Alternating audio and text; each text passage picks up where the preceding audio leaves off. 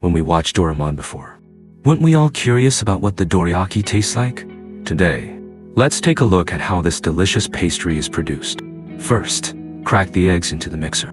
Don't forget to add white sugar, rice flour, and water. Mix it well and pour it into a container. Next, add baking soda solution, cooking oil, and cheese.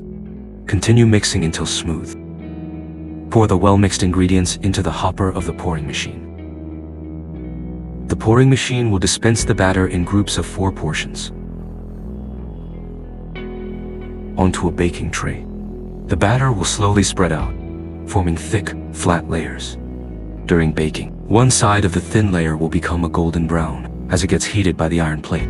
The flipping machine will flip the baked layers over and bake the other side, so both sides are crispy and fragrant.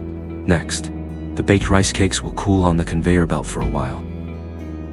Before moving on to the next step, the conveyor machine will flip one row of the rice cakes over. Another row will have sweet red bean paste piped onto it. Then, 2 pieces of the rice cakes will be pressed together. A pressing machine will gently press the cakes, sealing the filling tightly in the middle. Finally, the packaging machine will wrap each dorayaki. They will then be ready to be stocked in supermarkets all over.